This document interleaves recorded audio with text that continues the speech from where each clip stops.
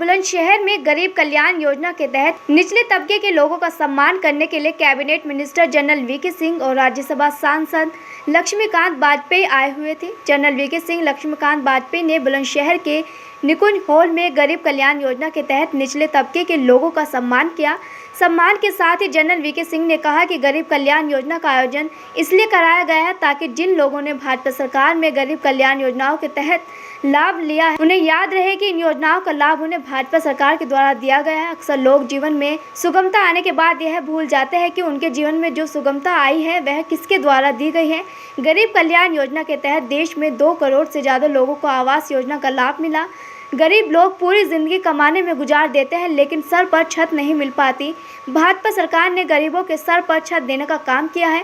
VK Singh ने कहा कि उत्तर प्रदेश सरकार प्रदेश में कानून व्यवस्था और शांति के लिए प्रतिबद्ध है और प्रदेश में शांति व्यवस्था बनाने के लिए जो भी ज़रूरी होगा उसे सरकार के द्वारा लागू किया जाएगा। देश में लागू होने वाली अग्निपथ योजना को लेकर जनरल वीके सिंह ने कहा कि उन्हें नहीं पता अग्निपथ योजना का क्या एजेंडा है, न ही वह अग्निपथ योजना का प्रारूप बनाने में शामिल रहे। नई योजना लागू हुई है, धरातल पर आने के बाद ही पता लग पाएगा कि इस योजना से क्या लाभ मिलने वाला है। देश में लागू होने वाले टोल टैक्स के बढ़ते रेट को लेकर जनरल वीके सिंह ने कहा कि टोल टैक्स कम करना या ज़्यादा करना सरकार के हाथ में नहीं है।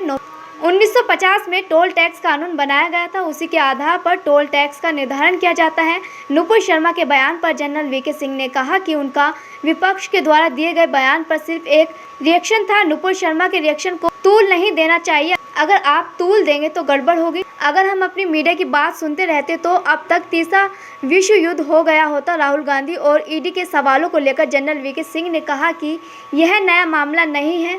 सुब्रमण्यम स्वामी ने बीते कई साल पहले इस मामले को उठाया था। सन 2015 में भी इस मामले को लेकर पूछताछ की गई थी। अगर आप पार्टी हित में पैसा लेकर उसे व्यक्तिगत कार्यों में खर्च करेंगे तो आप पर कार्रवाई होना लाजमी है। वहीं अगर ईडी आपको सवाल जवाब के लिए बुलाती है तो आपको ईडी के सवालों का जवाब देना चाहिए। यह एक साधारण सी बात है। अगर गलती की है तो जांच तो होगी और जांच के दौरान अपना पक्ष भी रखना चाहिए। वहीं दंगाइयों के खिलाफ बुलडोजर चलाने को लेकर जनरल वीके सिंह ने कहा कि यह मुख्यमंत्री ही तय करेंगे कि देश में प्रदेश में कानून व्यवस्था बनाने के लिए क्या जरूरी है। रिएक्शन था क्योंकि उनको लगा कि उनके धर्म के खिलाफ कोई बोल रहा है, उनका रिएक्शन था और उसको उस तरह से लेना चाहिए। हर एक चीज़ को हम अगर तूल देंगे तो गड़बड़ होगी। अगर हम अपने मीडिया की बात सुनते रहते तो शायद अब तक तीसरा विश्व युद्ध शुरू हो जाता। मंत्री जी, पत्थरबाजों के लिए क्या नसीहत देना चाहेंगे? जो चीज़ कानून और व्यवस्था के खिलाफ है उसमें मत पड़िए क्योंकि कानून के हाथ बहुत लंबे होते हैं।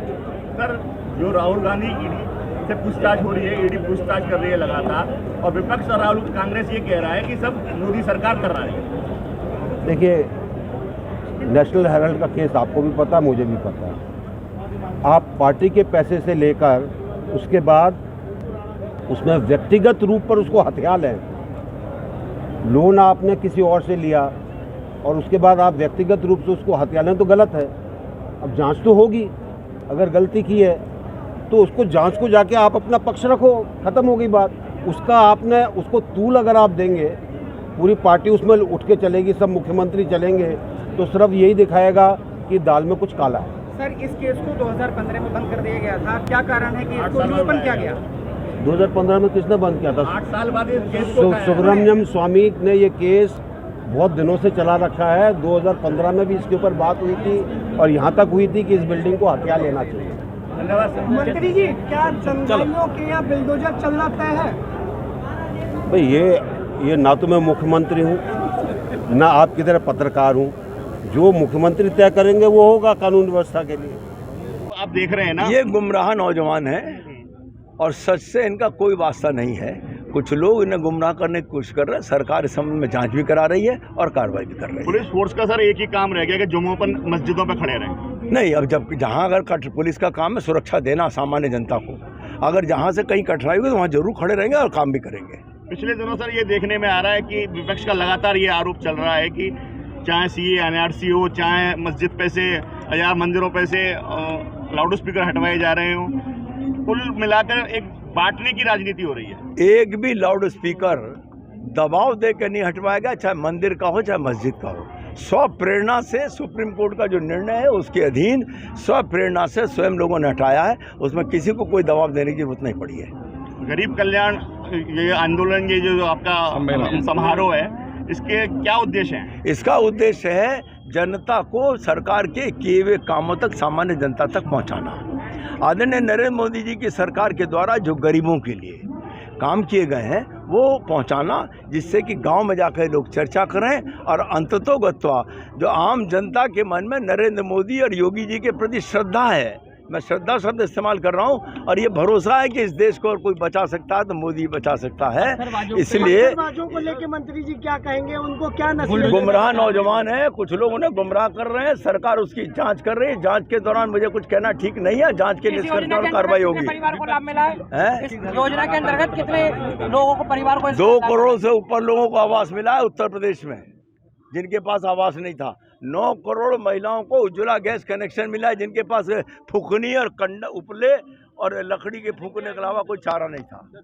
कल एक बयान आया, गरीब जो परेशान है ना, सांसद मोदी सबसे ज्यादा गरीब परेशान है महंगाई से। ठीक है, और महंगाई जिस दिन से डीजल और पेट्रोल पर वैट घटाया केंद्र सरकार ने, उस दिन के बाद जीएसटी घटाया है, उस दिन के बाद महंगाई में जितनी गिरावट है, धीरे धीरे महंगाई अपने पूर्व स्तर पर पहुंच जाएगी। अध्यक्ष जी, कल साक्षी महाराज का एक बयान आया है, शुक्रवार को पत्थर चलेंगे, शनिवार को बुलडोजर। क्या यही देखने को मिलेगा? मैं ऐसे बयानों पर टिप्पणी करना उचित नहीं समझता।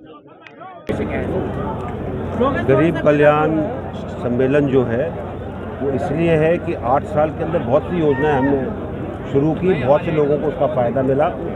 हम चाहते हैं कि जो हमारे लाभार्थी उस चीज़ को समझें कि ये योजनाएं केंद्र से प्रधानमंत्री जी के द्वारा की गई और उनको ये समझ में आए कि उनको लाभ किसके द्वारा मिला है, क्योंकि लोग बाग भूल जाते हैं। लाभ लेने के बाद ज़िंदगी सुगम हो जाती है, उसके बाद उस सुगमता के अंदर हम याद नहीं रखते कि किसने उनके लिए काम किया।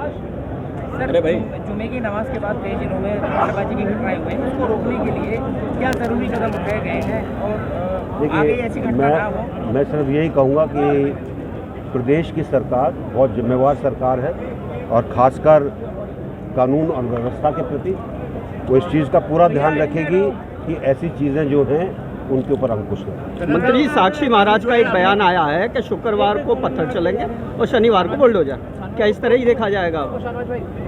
मैंने जो आपको बताया, प्रदेश की सरकार इंडिविजुअल की बात मत करिएगा। प्रदेश की सरकार पूरे अपने जिम्मेवारी से कानून और व्यवस्था के लिए कदम उठाएगी ताकि प्रदेश के अंदर कानून और व्यवस्था खराब ना हो। साहब, आप सेना से जुड़े हुए हैं, कल अग्निपथ योजना आई है, पूरे सभी लोग ये कह रहे हैं कि इससे सेना का ढांचा ही बिगड़ जाएगा। देखिए, कोई भी नई चीज़ आती है उसके बारे में तब तक पता नहीं चलता जब तक वो ज़मीन पर नहीं आती। तो जनरल रह चुके हैं सर। मैं क्या कह रहा हूँ आपको, जब तक ज़मीन पर नहीं आती, मैं इसके बनाने के अंदर शामिल नहीं हूँ, मुझे इसके बारे में ज़्यादा मालूम नहीं है।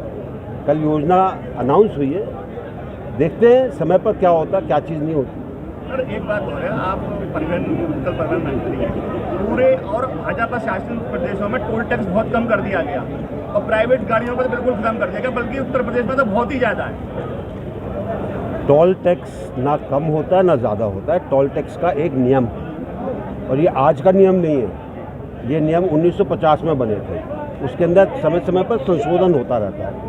जितने भी टोल हैं उसी व्यवस्था से चलते हैं, कोई उसके अंदर नई चीज़ नहीं डाली जाती। सर, नुपुर की गिरफ्तारी क्यों नहीं हो पा रही? ये कौन कर रहा है उनको गिरफ्तार? आप गए क्या? आपको क्या पता कौन गिरफ्तार करना है, क्या उनके खिलाफ? देश भर में कई मुकदमे दर्ज हुए हैं, उसके बाद तो देश भर में मुकदमे दर्ज होते हैं, हर एक की गिरफ्तारी होती है क्या?